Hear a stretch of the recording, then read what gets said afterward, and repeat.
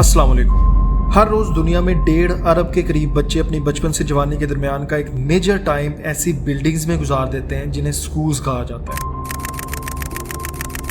इन schools का मकसद होता है बच्चों को एक सिस्टम के तहत एजुकेशन प्रोवाइड करना। और जब हम सिस्टम की बात करते हैं तो हम एक ऐसे स्ट्रक्चर की, एक ऐसे सेटअप की बात कर रहे होते हैं जिसमें रहते हुए या जिसे फॉलो करते हुए हम नई चीज़ें सीखते हैं, नए आइडियाज़, नॉलेज और स्किल्स को डेवलप करते हैं ताकि आगे की ज़िंदगी में एक कामयाब इंसान बन सके।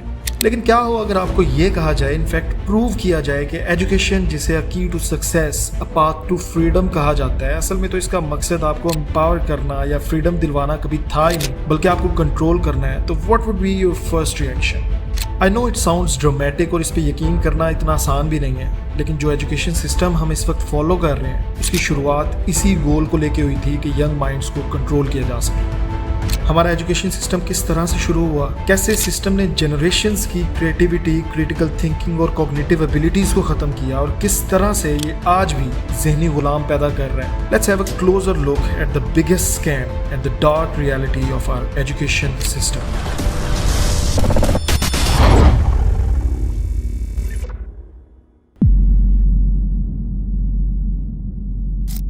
साल 1806 सेंट्रल यूरोप में एक जंग शुरू होती है किंगडम ऑफ प्रशिया और फ्रांस के दरमियान। प्रशियन आर्मी को लीड कर रहे थे फ्रेडरिक विलियम III और फ्रेंच आर्मी को नेपोलियन बोनापार्ट। प्रशियन साइड पे 4,22,000 सोल्जर्स थे और फ्रेंच साइड पे थे सिर्फ 2,37,500, यानी प्रशियन आर्मी से तकरीबन 45% कम। इस सूरत में प्रशियन आर्मी की जीत पक्की थी, लेकिन फिर भी 9 माह की एक लंबी जंग के बाद प्रशियन आर्मी को नेपोलियन आर्मी ने बुरी तरह से शिकस्त दे दी। प्रशियन लीडर्स को समझ नहीं आई कि आखिर इतनी स्ट्रॉन्ग साइड होने के बावजूद कैसे वो एक कमज़ोर अपोजिशन से हार सकते हैं। इनफैक्ट इस बात पे यकीन करना भी मुमकिन नहीं था उनके लिए। लेकिन काफ़ी सोच विचार के बाद ये लीडर्स इस नतीजे पे पहुंचे कि प्रशियन आर्मी की हारने की असल वजह थी सोल्जर्स की डिसोबीडियंस, यानी ये सोल्जर्स अपने सुपीरियर्स के ऑर्डर्स को फॉलो करने के बजाय अपनी मनमानी कर रहे थे पूरी जंग में, और इवेंचुअली यही चीज़ प्रशियन एम्पायर की हार की वजह बनी।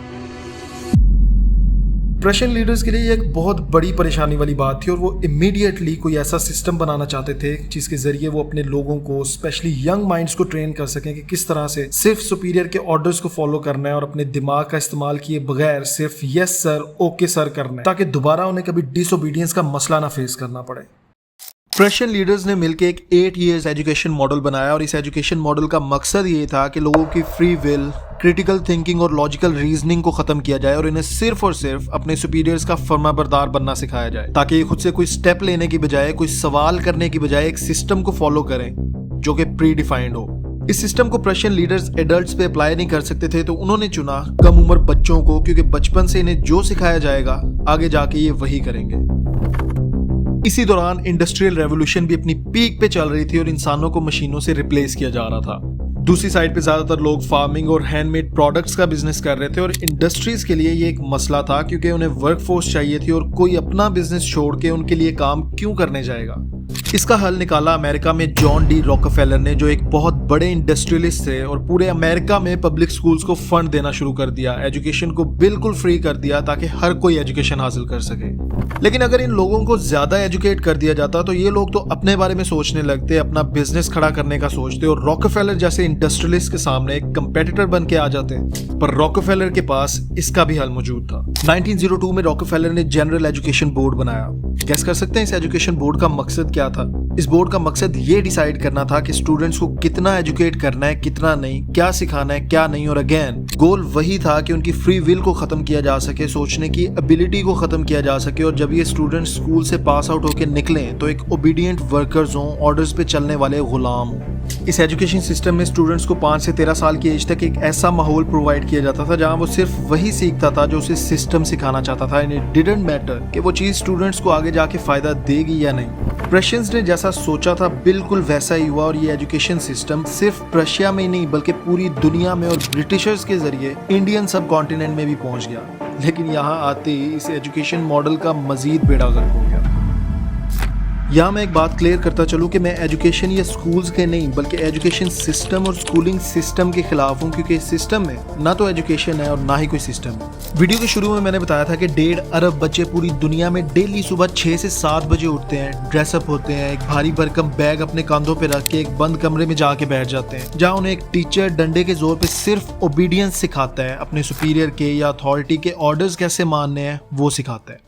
ऐसा नहीं है कि नॉलेज बिल्कुल ही नहीं दिया जाता, लेकिन जो नॉलेज दिया जाता है वो लर्निंग के लिए नहीं बल्कि मेमोराइजेशन के लिए होता है, और कुछ अरसे बाद एक एग्जाम कंडक्ट करवाया जाता है जिसमें वही नॉलेज अगर आप कॉपी पेस्ट कर दें तो आपको ग्लोरीफाई किया जाता है, और अगर आप उसे वैसा ना लिख सकें तो बात पहुंच जाती है ह्यूमिलिएशन पे, और ये चीज़ स्टूडेंट के अंदर का जीनियस मार देती है, उसे सोचने पे मजबूर कर देती है कि शायद उसमें कोई खामी है या वो है ही नालायक। एल्बर्ट आइंस्टाइन ने एक बार कहा था कि हर बच्चा जीनियस होता है, लेकिन अगर आप एक मछली को दरख्त पे चढ़ने का बोलेंगे तो वो सारी जिंदगी इसी डिप्रेशन में गुजार देगी कि शायद वो है ही नालायक। और यही सब कुछ चल रहा है हमारे एजुकेशन सिस्टम में भी, जहां आज भी हम इंग्लिश एजुकेशन एक्ट 1835 को फॉलो करते हैं, जहां सिर्फ नंबर्स को अहमियत दी जाती है और फर्क नहीं पड़ता कि आप रट्टा लगा के पोजीशंस ले रहे हैं या वाकई कोई कॉन्सेप्ट्स या नॉलेज भी हासिल कर रहे हैं। हमारा एजुकेशन सिस्टम बिजनेस ओरिएंटेड तो दूर जॉब्स ओरिएंटेड भी नहीं है। 12 साल सिर्फ थियोरेटिकल चीजें पढ़ा के ओवरबर्डनाइज कर दिया जाता है स्टूडेंट्स को, और मजे की बात यह है कि प्रैक्टिकल्स के नाम पे भी प्रैक्टिकल नोटबुक्स बनाई जाती हैं, प्रैक्टिकल्स के स्टेप्स को याद करने का बोला जाता है। कोई सेंस बनती है इस बात की? अब भला प्रैक्टिकल्स में नोटबुक का क्या काम है? Outdated curriculum, poor examination system, external influence, lack of quality teachers, lack of faculty training और इस जैसे कई और मसले हैं जो ऑलमोस्ट हर कोई जानता है, लेकिन सॉल्यूशंस की बात बहुत कम होती है। तो हम यहाँ सॉल्यूशंस की बात करेंगे। सबसे पहले यहाँ टीचर्स का रोल आता है, जो एजुकेशन सिस्टम की बैकबोन कंसिडर किए जाते हैं, और हमारे यहाँ अगर किसी को कोई काम ना मिल रहा हो तो वो किसी भी प्राइवेट इंस्टीट्यूट में जाके टीचिंग स्टार्ट कर देता है। प्राइवेट स्कूल्स को इस चीज़ से कोई गर्ज ही नहीं होती कि क्वालिटी टीचर्स हैं या नहीं, उन्हें सिर्फ कम सैलरी में एक सब्जेक्ट का टीचर चाहिए होता है। खुद सोचें कि अगर एक टीचर जिसकी खुद की ग्रूमिंग नहीं हुई वो कैसे अपने स्टूडेंट्स को कोई वैल्यू डिलीवर कर सकते हैं।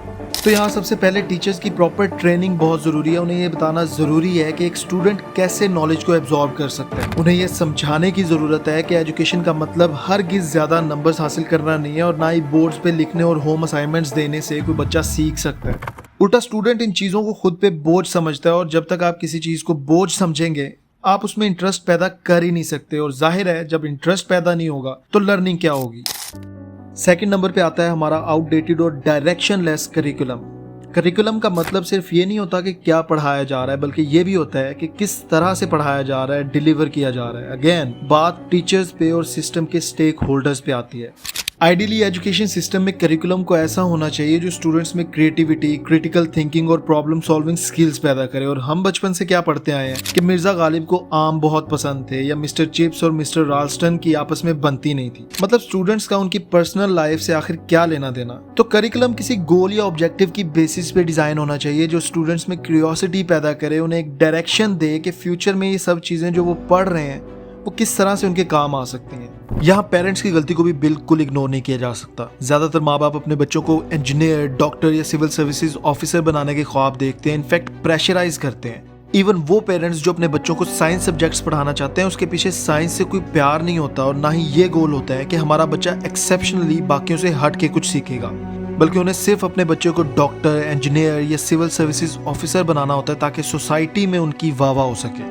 बच्चों पे ज़्यादा नंबर्स लेने का प्रेशर ना सिर्फ उनकी एबिलिटीज़ को लिमिटेड कर देता है, बल्कि उनके अंदर के जीनियस को भी कभी बाहर नहीं आने देता। Last but not the least, हमारे एजुकेशन सिस्टम में एक बहुत बड़ा मसला है लैक ऑफ प्रैक्टिकल नॉलेज, जिसका जिक्र मैं पहले भी कर चुका हूँ। कोई भी टीचर जितना मर्जी अच्छे से पढ़ा ले, जब तक स्टूडेंट उस नॉलेज को प्रैक्टिस में नहीं लाएगा, उसको प्रैक्टिकली परफॉर्म नहीं करेगा, तब तक वो कुछ भी नहीं सीख सकेगा और उसमें कोई स्किल्स डेवलप नहीं होंगी। तो स्टेक होल्डर्स को हमारे एजुकेशन सिस्टम में प्रैक्टिकल एजुकेशन पे ज़्यादा फोकस करने की ज़रूरत है। प्रैक्टिकल लैब्स बनाने, वोकेशनल इंस्टीट्यूट्स और प्रैक्टिकल वर्कशॉप्स कंडक्ट करवाने की ज़रूरत है। ये सब फंडिंग के बगैर मुमकिन नहीं है, और यहाँ सबसे मेन रोल आता है गवर्नमेंट का। और हमारी गवर्नमेंट का ये हाल है कि एजुकेशन का बजट ज़्यादा करने की बजाय मज़ीद कम कर दिया है।